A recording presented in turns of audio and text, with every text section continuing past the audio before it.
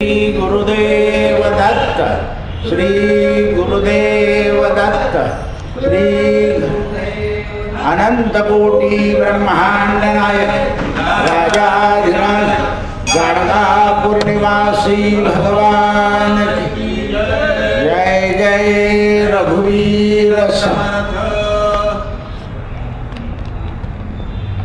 आज दत्तप्रबोधाच्या 25व्या अध्यायामध्ये अंतगर्भाचं ज्ञान सांगताना गतस्थानी दत्तात्रेयांनी शेवटी निरूपण केलाय। ज्या अनुषंगानं मातेनं प्रश्न विचारला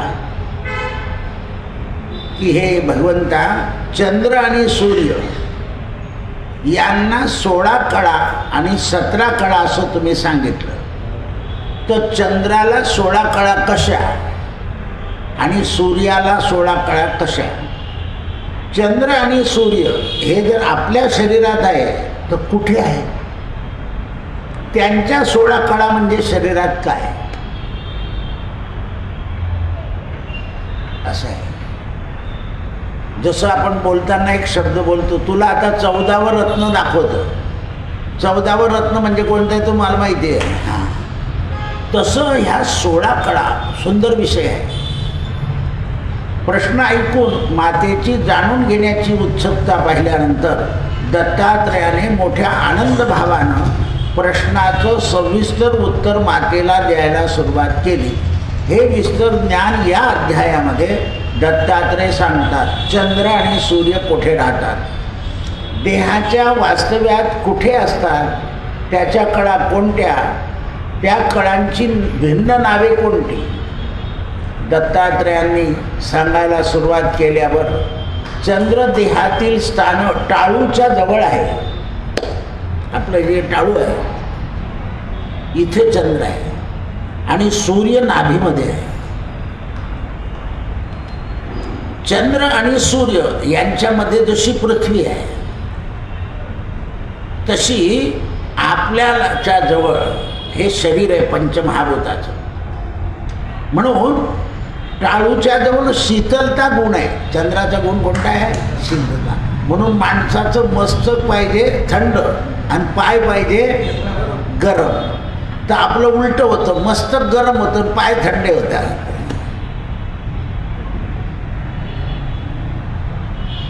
म्हणून मस्तक हे शांत पाहिजे। कोणतीही घटना घडल्यावर आपल्या मस्तकानं शांततेनं निर्णय घेतले पाहिजे। आता आपल्याला प्रत्येक जण असं विचारतो की बा हे भडकतात, हे काही बोलतात, कारण विचार नाही आहे। कारण घटना घडून गेलेली आहे, त्याच्यावर शांतपणे विचार करून मार्ग काढायचा आहे आणि विचारेविण सर्व व्यर्थ आहे। एखादा पडला त्याला वरतून मारणं चुकीचं आहे। त्याला सावरायचं आणि तू कसा पडला हे नंतर विचारायचं, आधी सावरून घ्यायचं। आधी भाऊ त्या बोर्डाच्या जवळ कुठेतरी दिवा लावलाय, कापडी बोर्डाच्या जवळ, देवीजवळ, तर बोर्ड पेटायला नको। तर आता पहा, इतक्या दुरून जरी दिसलं तरी वाऱ्याने एखाद्याला घातपात होण्याची शक्यता आहे। म्हणून बुद्धीने लगेच निर्णय दिला का नाही की नाही जाईल वाऱ्याने विजून, असं नाही। जाईल की नाही हे आपल्याला माहीत नाही, पण निर्णय काय केला पाहिजे? दिवा तिथून लांब करणं हा विचार। केव्हा केव्हा छोटासा आळस माणसाला मोठ्या कळसापुढे नेऊन ठेवतो। लावणाऱ्याला फक्त तिथे दिवा लावला पाहिजे एवढं माहिती असतं, पण त्याचा परिणाम नाही माहिती। म्हणून चंद्राच्या 16 कळा आता सांगतो ते ऐका। शंखिणी, पद्मिनी, लक्ष्मिणी, कामिनी, पुंखिणी, शापिणी, विद्या, मोहिनी, प्रमोदिनी, विकासिनी, अमृता, अमृतश्रवणी, निज, विज्ञान आणि दृष्टी या 16 कळा चंद्राच्या। या 16 कळांचं कमळ इथे आहे। मग आता चंद्र आहे म्हणजे कसा, जसं आकाशात आहे तसं नाही, चंद्राचा शीतपणा जो आहे तो इथे आहे. म्हणजे चंद्राचा गुण, चंद्राचा गुण आपल्या शरीरामध्ये शीतपणा नाही. म्हणजे पिंडी ते ब्रह्मांडी आणि ब्रह्मांडी ते पिंडी. अनुभवात्मक शिकवायचं म्हणजे ज्याला जसा अनुभव घेता येत नाही त्याला कदापि हे ज्ञान प्राप्त होणं शक्य नाही. याचा जो अनुभव आहे शीतपणाचा, अमृताचा, हा अमृताचा अनुभव घेता आला पाहिजे. म्हणून ज्ञानेश्वरांनी कोणता ग्रंथ लिहिला? अमृतानुभव. किती लोक पारायण करतात, पण घेता येतो का तो घेता येत नाही. एवढं सांगून दत्ताने सूर्याच्या कळाचं वर्णन करायला सांगितलं. देहामध्ये नाभिस्थानात सूर्य राहतो. सूर्याला 12 कडा आहे. राशी किती आहे? 12. वर महिने किती आहे? 12. त्याचे तेज लखलखीत असते. त्याला 12 कडा. म्हणजे पहिली ज्वालेने भूक लागते, दुसरी करुणी, सूर्यामुळेच करुणा येते, दाहिनी, दीपिनी, ज्योतिनी, तेजस्विनी, विद्या, मोहिनी, ज्वाळा, चेतनी, प्रकाशिनी आणि दीपकळा होय. अशा प्रकारे चंद्राच्या कळा आणि सूर्याच्या कळा दत्तांनी दोघांचा समन्वय करायचं सांगितलं आहे. 16 आणि 12 किती झाल्या? तत्व किती आहे? हरिपाठाचे अभंग किती आहे? शरीराच्या कळा मोकळा करत होतो हरिपाठ. राजस सुकुमार मदनाचा पुतळा.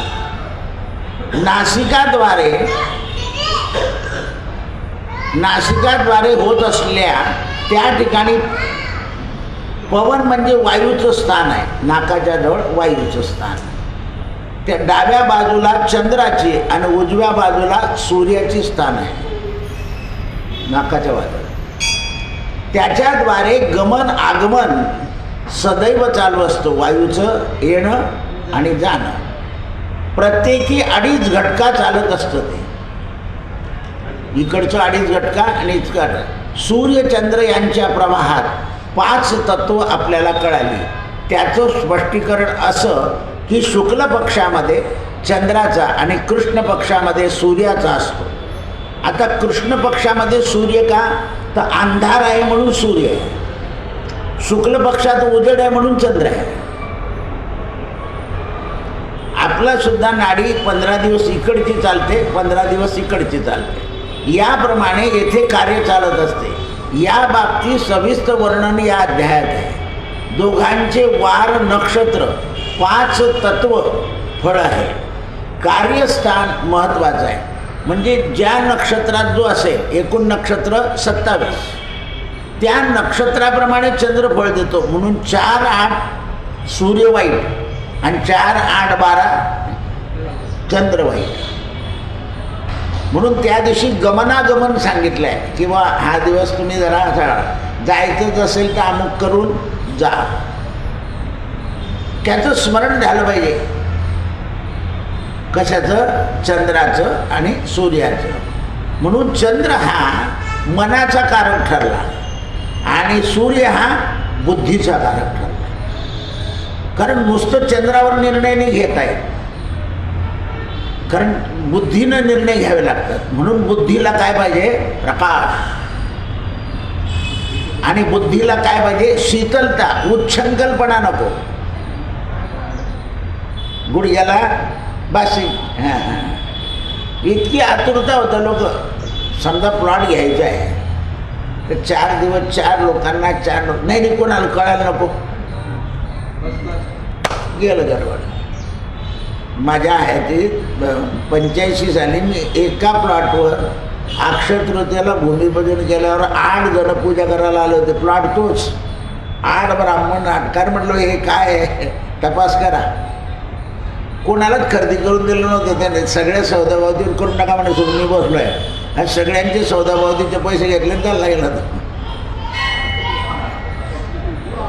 8 लोक. आमचा एक PI होता, त्या हायवेच्या शेजारची गाव मला घेऊन गेला चांगला. अरे म्हटलं का हो इथं गव्हर्नमेंटची जागा नाही हो दादा म्हणे, आपल्याला भेटली कोणालाच भेटली नसते म्हणे. 8 दिवसानं आला तर म्हणे बोंबलत बसा. हॉटेल बांधायची होती सुंग्या.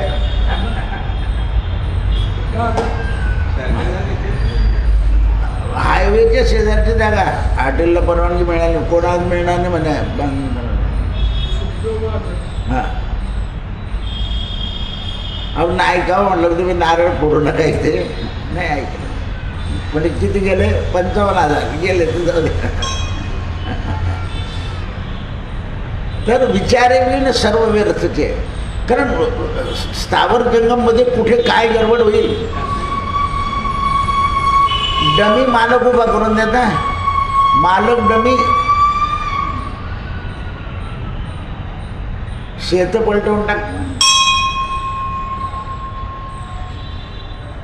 म्हणून दत्तात्रयाने सांगितलं वार नक्षत्र 5 तत्व ही त्याची फळ आहे. कार्यस्थळ महत्त्वाचं सांगून दत्तांनी 17वी कळा म्हणजे या बाबतीत विवेचन केलं.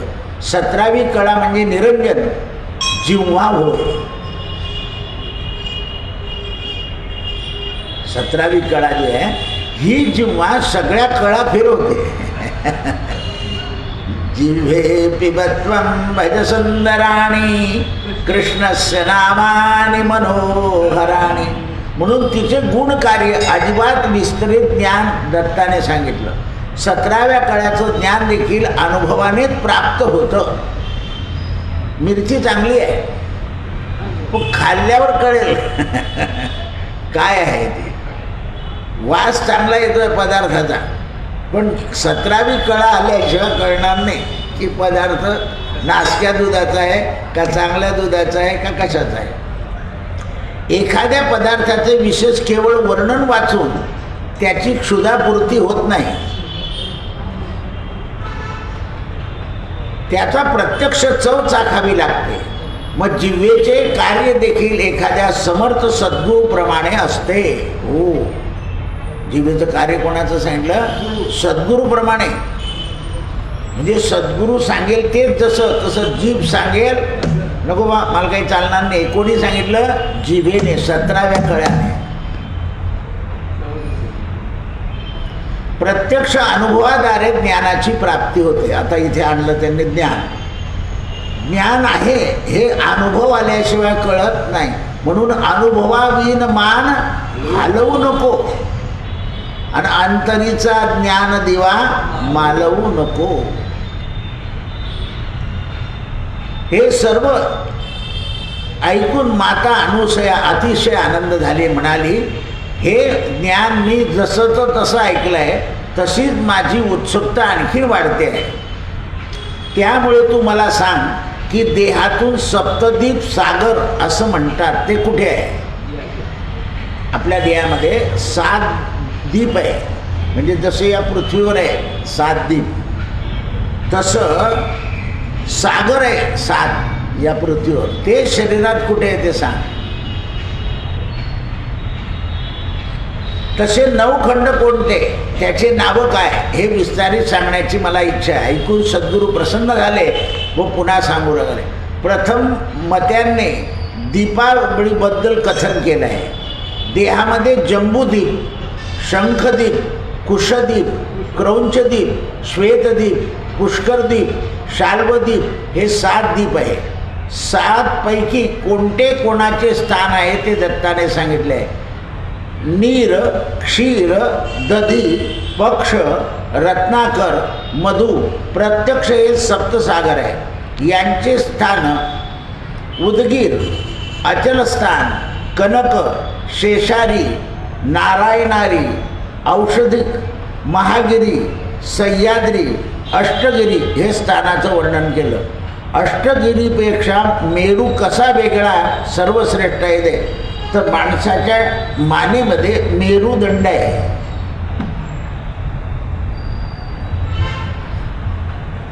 इथे प्रहार झाला,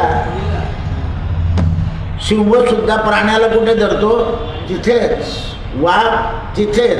हिंसक प्राणीसुद्धा तिथेच धरतो आणि मूर्ख लोकसुद्धा तिथेच प्रहार करतो. अष्टगिरी मेरू कसा ते सर्वश्रेष्ठ आहे हे देखील सांगितल्यानंतर नवखंडाचं वर्णन केलं.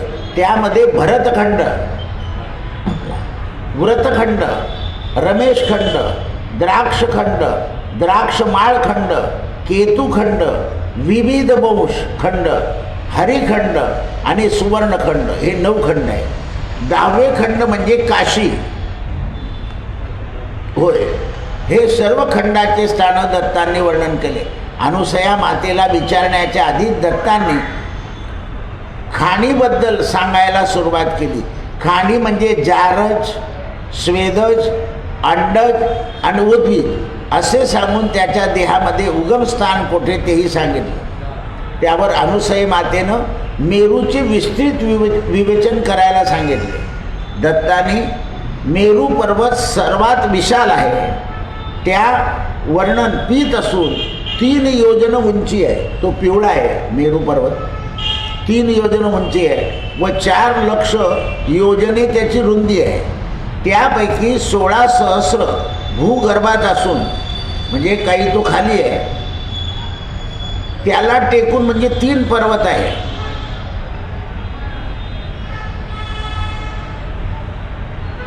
लागतात. कमळ पुष्पाप्रमाणे त्याचे 3 शिखर आहे. एकूण 72 दरवाजे आहे.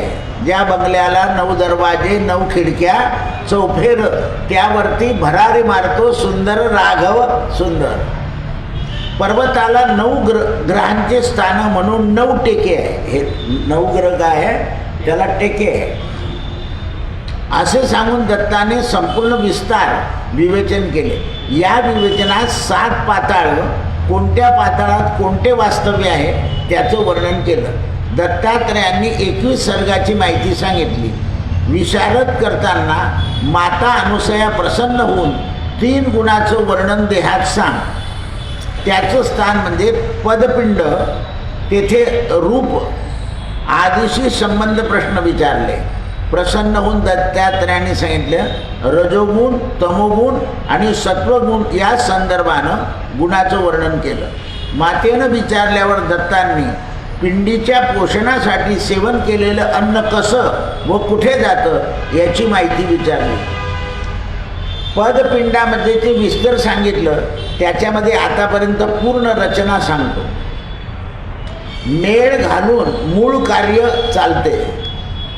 कशाची काय घडलेली म्हणजे मेळ म्हणून आपण काय म्हणता एकदम मिळून घ्या सगळेजण विचार करून. मग मेळ घातलं म्हणजे सगळं कार्य शरीरात होतं सुरूळ. व्यवहारामध्ये सुद्धा आपण सगळ्या विचाराचा मेळ केला आणि एकदा ठराव झाला की बा असं काम करायचं म्हणजे मग तिथे वाद निर्माण होत नाही. पण मूर्ख काय करतो ठरावाच्या वेळा सहमत असतो आणि जेवढा कार्य होतं नाही नाही तुम्ही म्हटलं म्हणून मी म्हटलं नाही तर माझं मत तसं नव्हतं असं म्हणतो. म्हणून एकदा ढेकर आलं की पुन्हा अन्न आत टाकायचं म्हणजे मेळ झालाय. तुम्ही टाकलं की अपचन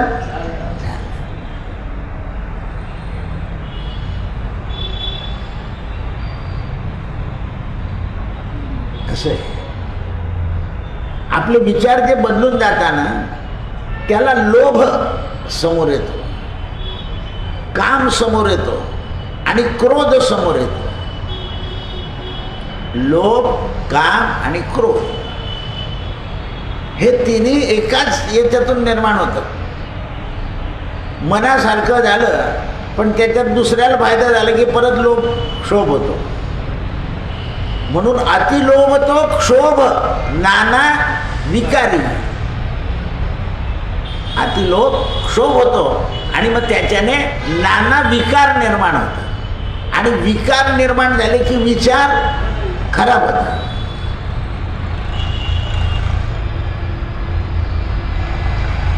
नाना विकार आहे. आता पहा मी भाऊला घेऊन गेलो तिथे आम्ही दोन्ही काही विचारणार. त्या बाईने मला काय प्रश्न विचारला असेल विचार बघा. म्हणजे आम्ही द्वारदर्शनाला गेलो तिथे हा विषय सगळं झाल्यावर मला म्हणे दुधाचं नैवेद्य आमचं चालू ठेवलं आहे ना, तुम्ही दूध आणून. तर त्यांचं रोजचं नैवेद्य आहे ना, तर मी कोणाच्या हातून नैवेद्य, तर मला तर रामाचं नैवेद्य करणं भाग आहे, त्याला काही आपलं काम आहे ते. पण त्याही अवस्थेमध्ये तिथून काय विचारलं, जे त्या माणसाचं कार्य आहे ते चालू ठेवल्यानंतर मी 15 दिवस झाले. म्हटलं हो. विचार, त्या ग्रस्त तिथून डबे देऊन द्यायचा. त्याही मंदिरात बाहेरून चालता येत नव्हतं, देऊन द्यायचं. गाडी स्वतः ड्रायव्हर चालवत यायचा. पण ते विचारते बाईचे, नैवेद्य चालू आहे किंवा नाही, असं. म्हणजे आपले अनेक आपण नाही विचारलास, दुःखात कोण विचारेल बा कशाला, पण त्या दुःखात सुद्धा म्हणजे सात्विकता असल्याशिवाय हा टेका राहत नाही. सुखात विचारलं तर काही हरकत नाही, पण दुःखात, आम्ही 2च जण बसलेलो होतो, तिसरं कोणी नव्हतं. असं आहे. 3दा प्रयत्न केले मी जायचे, म्हणजे याला म्हटलं चाल भाऊ आता एकदाचा आजचा दिवस मोडून टाक. चांगलं नाही दिसत ना ते, व्यवहाराला चांगलं नाही दिसत. आणि मी पाहून घेतलं, त्याची इच्छा असेल तिथेच त्याचा हार हेही पाहिजे. बुद्धीत झाली नाही ना, नाही तर कोणी गेलं असतं ना. मला जायचं नाही, कोणी गेलं असतं. काय गोष्टी बघा, कुठे काय कमी पडतं ते ईश्वराचं पारडं फार कठीण आहे. आपण सुद्धा कुठे कमी पडू याचा भरोसा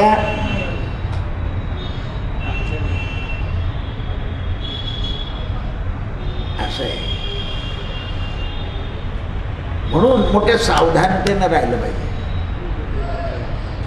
आता हे झाड फांदी लागते हे तुम्हालाही माहिती होतं. मी किती वर्षापासून प्रयत्न करतो हे तुम्हाला माहिती आहे. पण तुम्हाला ते झाड त्या ग्रस्ताच्या हातून लागून ते तेवढं सुशोभित व्हायचं होतं, म्हणून ते झालं नाही. कारण इतकं सुशोभित आपण केलं असतं का? ग्रेनाईट उलट नुसतं आणून लावलं असतं. मी लावलाय असं आपण 17 वेळा केलं असतं. ते आता ज्यांना मी सांगितलं होतं ते आज आले दोन्ही आईवडील म्हणून, दादा या झाडाचं म्हटलं मग ते नारायण खडखेड लावलं ते का आम्ही लावलं, याचं काही नाही.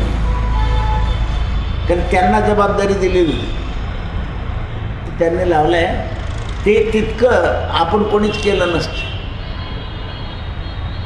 आपण आणखीन पुढे तेवढ्या बी परीक्षा करून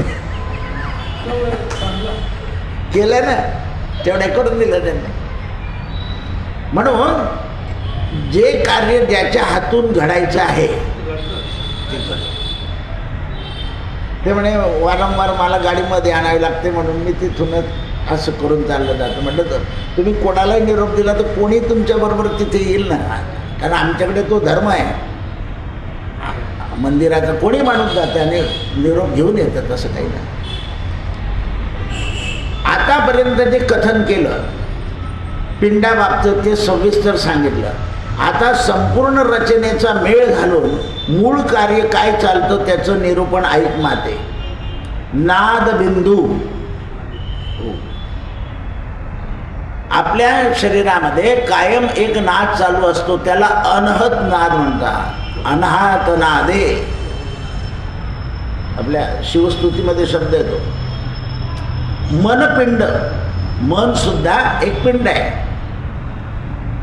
त्याच्या स्थानात प्रश्न विचारला आहे. ब्रह्मांडाच्या शिखरात वास्तव्य करणारा नादबिंदू दत्ताने विवेचन केले. सर्व विवेचन ऐकून माता अनुसयेने प्रश्न केला आहे की निराकारातून साकार कसा जन्माला आला. परमात्मा निराकार आहे, मग साकार का झाला? तर परित्राणाय साधूनाम विनाशाय च दुष्कृताम, दुष्कृताचा नाश करण्याकरता आहे. आमचा एक मित्र आहे, मी त्याला म्हटलं, अरे तुझं लिखाण चांगलं आहे, तू लिखाणाच्या द्वाराने अधर्म आणि धर्म याच्यावर विवेचन लिहित जा. तर नाही हो, धर्म ना धर्माचा आपण विचार करायचा, देव बरोबर अवतार घेतो. अरे अवतार घेण्याकरता करणे उठाउठी हे समज. देवाने अवतार घ्यावा याच्याकरता आपल्याला काय करावं लागते? उठाउठी करावी लागते. उठाउठी मानवाच्या हातात आहे आणि अवतार घेणं त्याला त्याच्या इच्छेप्रमाणे येता येत नाही ना. सनक सनानंद कधी क्रोधत होते का? पण वैकुंठात गेल्यावर आणलाच क्रोध. दिला श्राप, तुम्ही दोन्हीचे दोन्ही राक्षस व्हा 3 जन्म, आणि त्याच्याकरता तो तुमचा जो आहे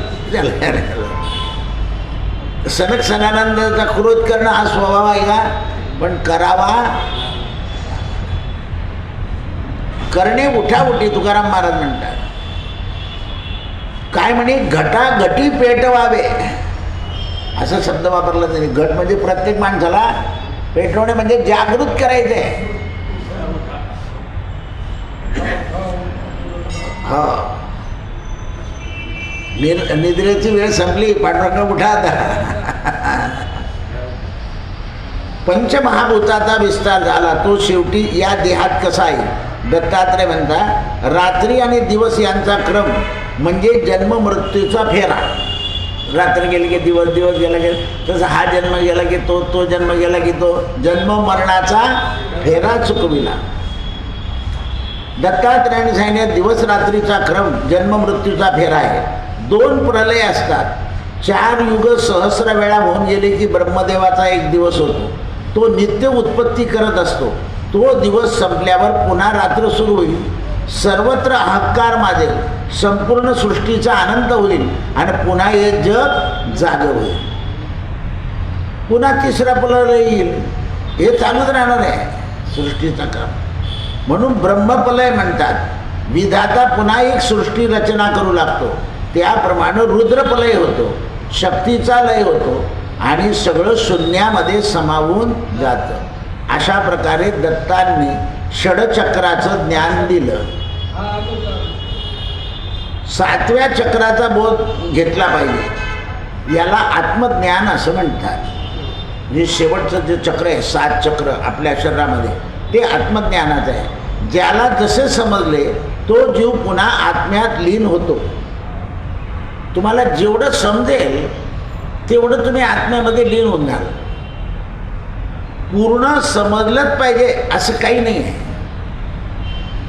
कोणी कोणाचं नाही एवढं समजलं की लीन आहे.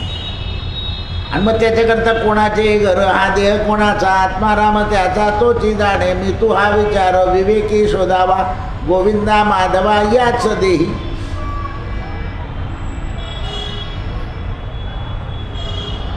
परदेशात गेलेला मुलगा आपल्या अंतकाळी जवळ येऊ शकेल का हा प्रश्न ठेवायचा नाही. कारण तो कुठे गेला आहे? पर.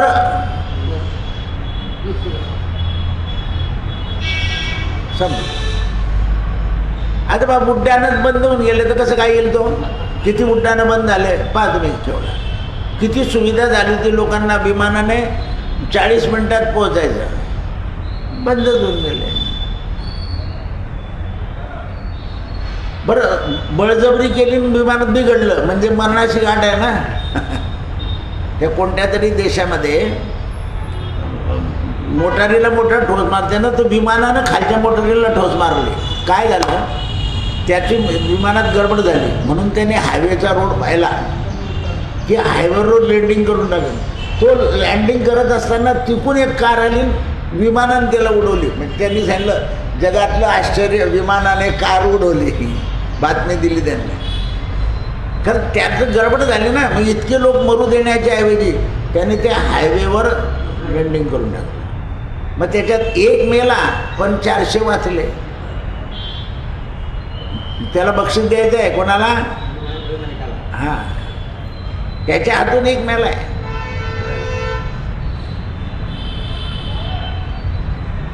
मग इतक्यांचे जीव वाचण्याकरता 1 कोण गेला? बळी. बलिदान म्हणजे असं आहे. म्हणून बली द्यावाच लागतो. मुलांना साकार करण्याकरता आई वडिलांचं जीवन बलिदानात जमा होतं. तरी पोरं विचारतात काय केलं आमच्याकरता.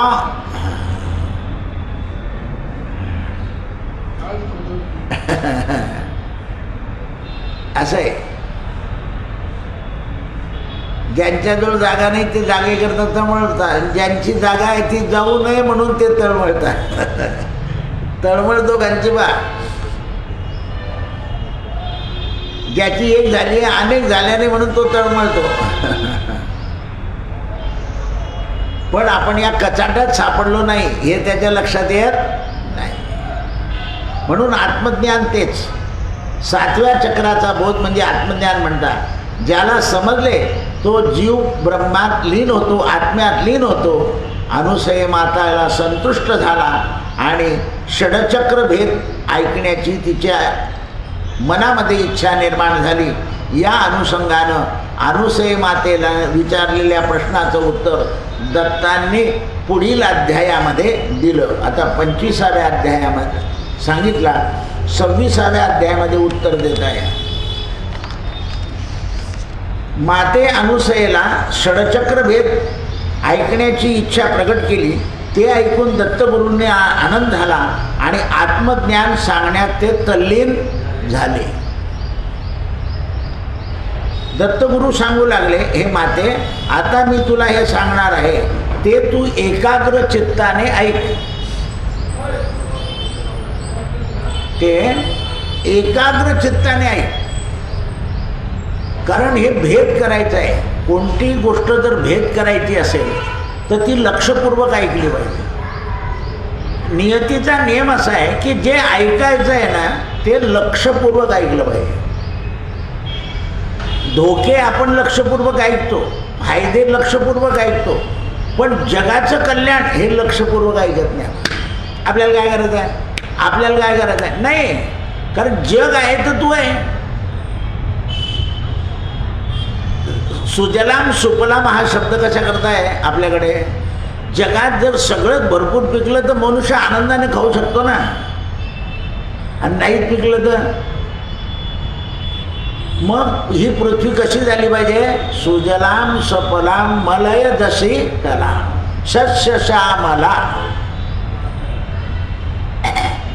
हे जे विद्वान लोक लिहितात याच्यामध्ये गाभा खूप असतो, पण आपण त्याच्यावर विचार करीत नाही.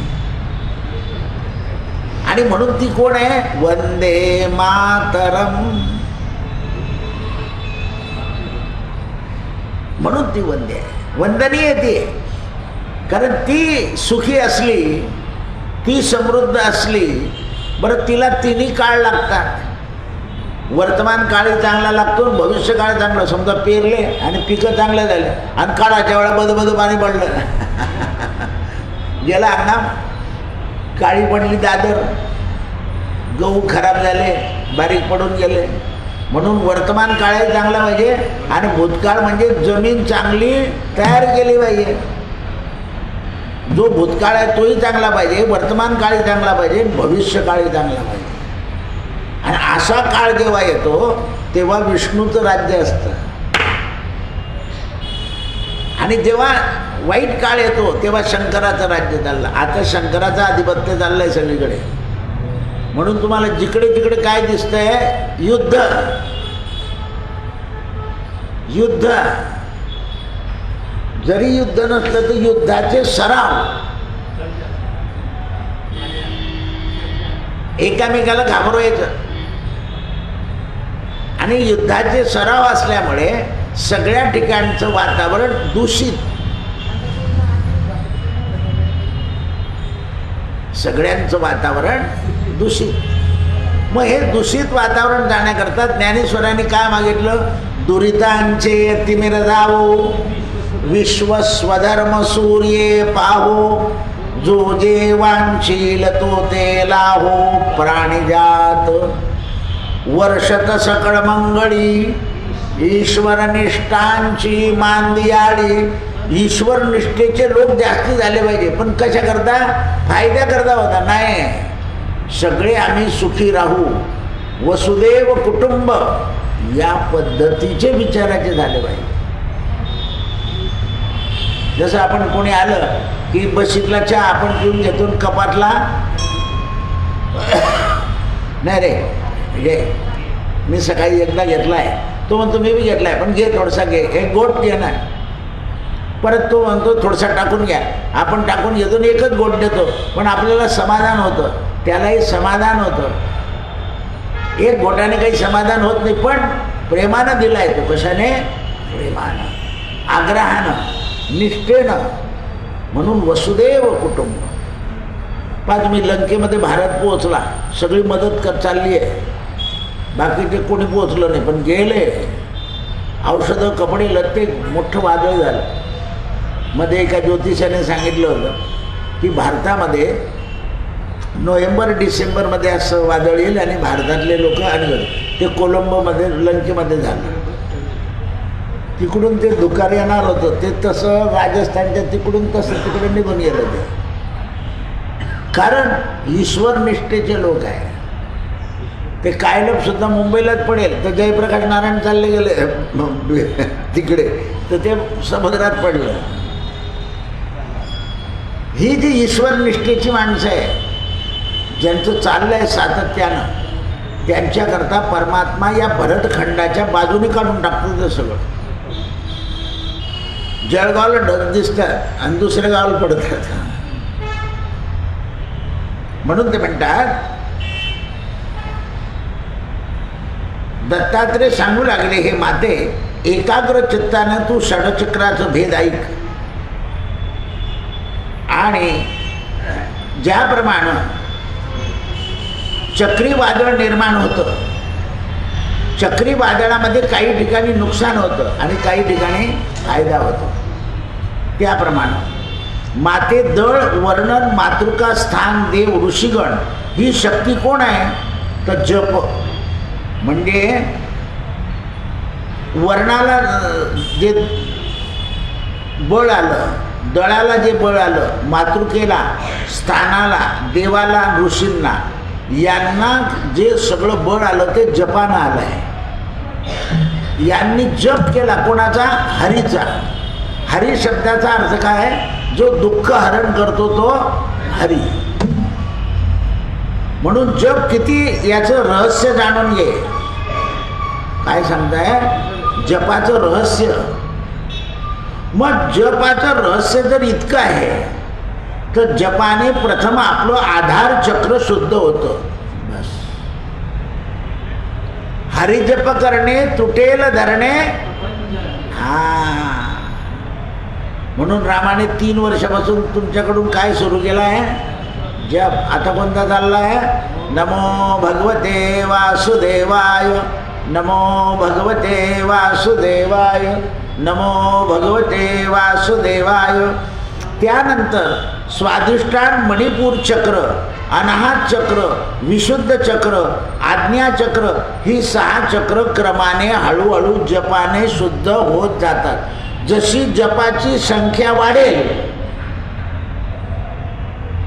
जशी जपाची संख्या वाढेल तसे चक्र शुद्ध होत.